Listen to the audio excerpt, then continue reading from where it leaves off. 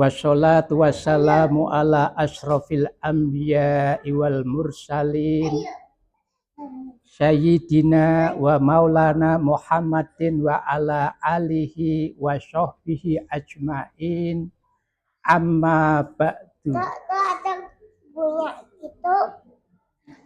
Bapak-bapak, ibu-ibu, saudara-saudari, hadirin yang kami hormati, utamanya warga Gang 6, utamanya Bapak RT kita yang baru siapa?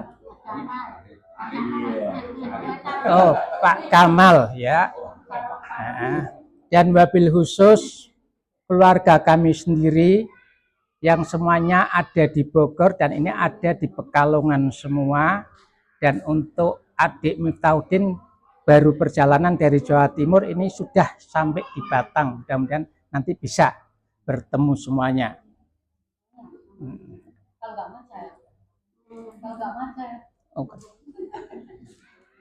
Sholawat salam semoga tetap terlimpah keharibaan junjungan kita Nabiullah Rasulullah Muhammad Sallallahu Alaihi Wasallam yang senantiasa kita nantikan syafaatnya di hari yaumil kiamah, dan semoga kita tetap istiqomah di dalam menjalankan ajaran-ajarannya. Amin.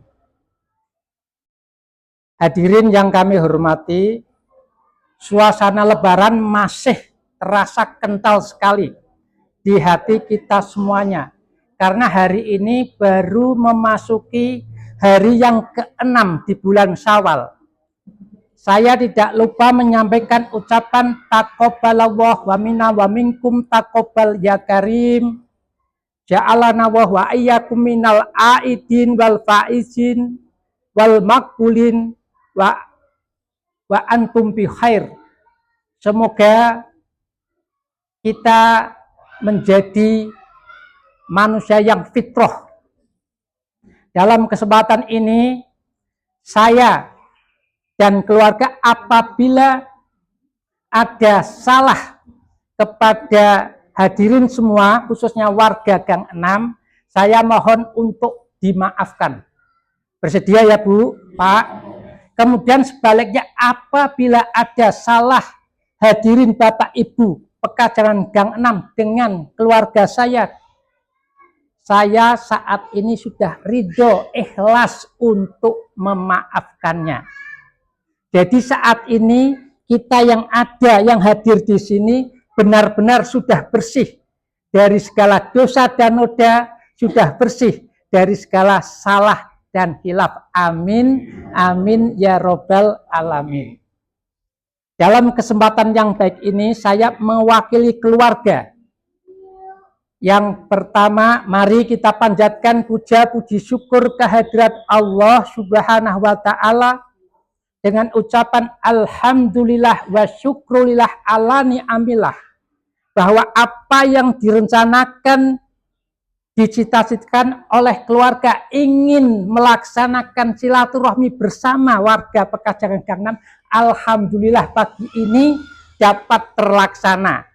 Semoga silaturahmi halal bihalal pada pagi hari ini mendapatkan ridho, rahmat, barokah Allah Subhanahu wa Ta'ala. Amin. Kemudian kami juga mewakili keluarga tidak lupa menyampaikan ucapan terima kasih yang sebesar-besarnya kepada hadirin semuanya atas kedatangannya di sini.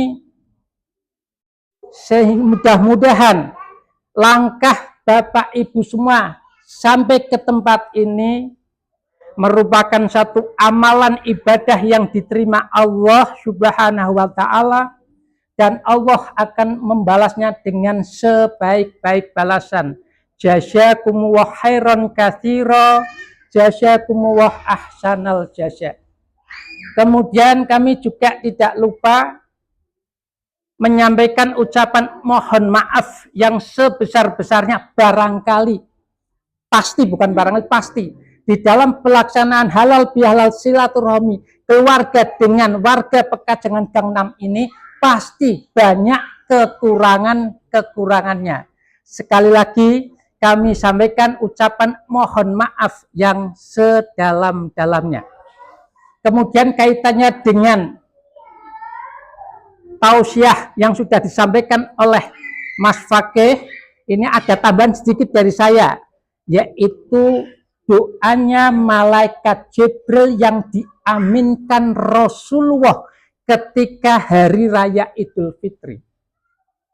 Kalau ini doa dipanjatkan oleh malaikat Jibril, kemudian ini doa diaminkan oleh Rasulullah, doa ini apa? Ditolak atau diterima Allah?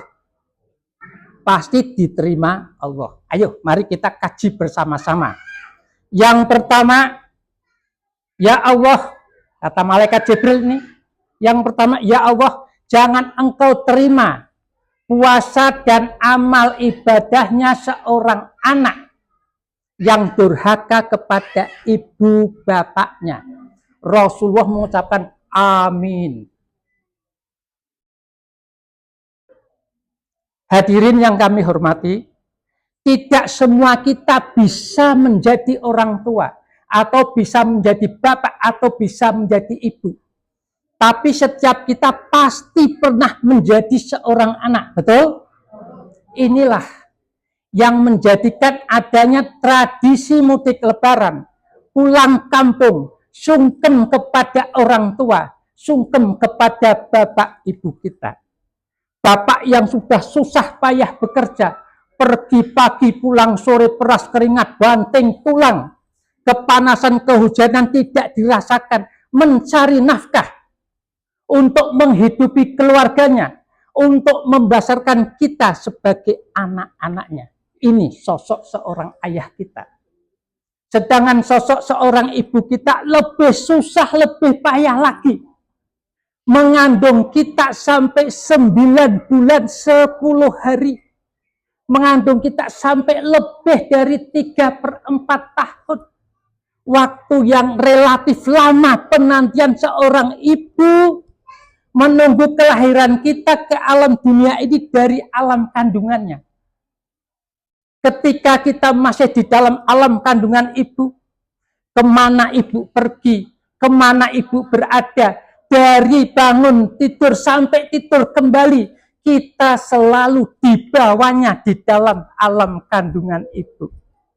Resikonya bagi seorang ibu, konsekuensi logisnya bagi seorang ibu tentunya lesu, letih, lelah, lemah dirasakan oleh ibu kita sendiri. Kemudian ketika kita usia kandungan kita sudah mendekati 9 bulan 10 hari, apa yang dirasakan ibu? Hanya 2 pilihan, hidup atau mati. Kenapa kok pilihan hidup atau mati? Karena pada saat itu antara sakit, pedih, perih bersatu padu, bagaikan daging yang akan ditarik dari kulitnya. Sakit sekali.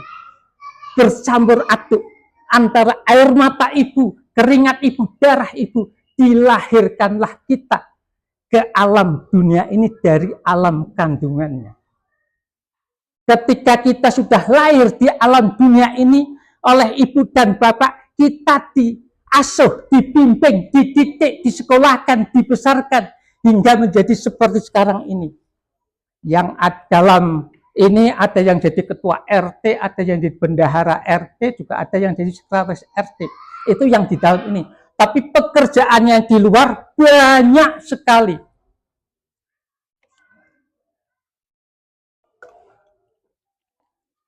Pekerjaannya di luar banyak sekali. Ada yang jadi pegawai negeri, ada yang jadi pegawai swasta, ada yang jadi pejabat, dan juga ada juga yang jadi rakyat biasa. Tapi ironisnya, ada di antara kita sebagai anak yang melupakan bapak ibunya, melupakan orang tuanya, seperti kacang yang lupa akan kulitnya, seperti kacang yang lupa akan lanjarannya. Sehingga tidak jarang orang menyebutnya kasih sayang ibu bapak sepanjang jalan, kasih sayang anak hanya sepanjang penggalan. Oleh karena itu, apabila ini sudah berlangsung 6 hari yang lalu, kita sudah selesai melaksanakan sholat Idul Fitri, sepulangnya sampai di rumah harus segera bergegas bersilaturahmi kepada bapak ibu kita, datangi rumahnya bapak ibu kita, bersimpuh di hadapannya, minta ridho, minta maaf, minta ikhlasnya bapak ibu kita. Kenapa? Agar puasa dan amal ibadah kita diterima Allah Subhanahu wa Ta'ala. Pak, bapak ibu saya sudah meninggal semua, Pak. Tugas kita sebagai anak, baik orang tua, bapak ibu sudah mati atau masih hidup, tugasnya selain kalau masih hidup itu harus disilaturahmi pada hari H Idul Fitri. Kalau sudah meninggal didoakan terus setiap hari rutin dengan doa yang sudah dicantumkan dalam Al-Quran, Rabbighfirli wali walidayya warhamhuma kama rabbayani shaghira.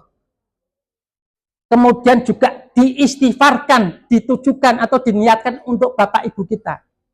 Itu yang pertama, yang paling istighfar untuk bapak ibu kita atau doa Rabbighfirli wali walidayya warhamhuma kama rabbayani shaghira. Kata ulama, seberapa banyak kita mendoakan ibu bapak kita, itu merupakan predikat kita di hadapan di Allah, kita sebagai anak yang soleh solehah atau kita sebagai anak yang durhaka. Kalau kita tidak pernah mendoakan, ayo dimulai. Karena kalau tidak mendoakan berarti kita sebagai anak durhaka, itu maksud ulama. Jadi doa atau istighfar untuk orang tua terus. Ini yang pertama, yang paling krusial sekali. Karena biasanya kita lupa, kalau tidak diingatkan kita lupa. Baik orang tua masih hidup maupun orang tua sudah meninggal, apalagi sudah meninggal, harus didoakan terus setiap hari, setiap sholat. Semakin banyak semakin baik. Kalau tidak banyak minimal 50 kali sehari. Kata ulama, bukan kata saya. Kemudian yang dirugikan kita, yang dirugikan orang tua yang sudah meninggal dunia kepada anak-anaknya yang masih hidup di dunia, itu yang pertama memang doa itu atau istighfar. Yang pertama, ada satu kisah seorang yang sudah meninggal dunia, setiap harinya siksanya dikurangi oleh malaikat, dikurangi terus oleh malaikat, akhirnya sampai tidak tersiksa. Kemudian si orang yang meninggal tanya sama malaikat, ya malaikat, wahai malaikat, kenapa sisaku diputus pada hari ini? Jawabannya malaikat gimana? Bagaimana saya untuk menyiksamu? Untuk menyiksamu karena saya melihat anak-anakmu yang ada di dunia selalu beristighfar untuk kamu, selalu mendoakan kamu. Akhirnya saya tidak menyiksamu. Ini catatan penting untuk kita yang masih hidup. Doakan orang tua. Nah, kemudian yang kedua yang dirujukan orang tua yang sudah meninggal adalah kebaikan orang tua yang sudah dilaksanakan, jangan sampai diputus oleh anaknya. Kalau orang tua suka memberi si A, si B, si C, teruskan anak yang sudah, yang masih hidup, jangan diputus. Kalau diputus orang tua sedih di alam kubur. Kemudian yang ketiga, bersedekah yang diniatkan untuk bapak ibu kita itu bisa. Itu 3 hal yang dirujukan orang tua kita yang sudah meninggal. Harus terus. Itu 3 aja, jangan sampai dilupakan. Karena waktunya ya untuk ini saya cukupkan saja sampai di sini. Terima kasih atas segala perhatian. Mohon maaf atas segala kekurangan. Usikum wa nafsi bitaqwallah. Assalamualaikum warahmatullahi wabarakatuh.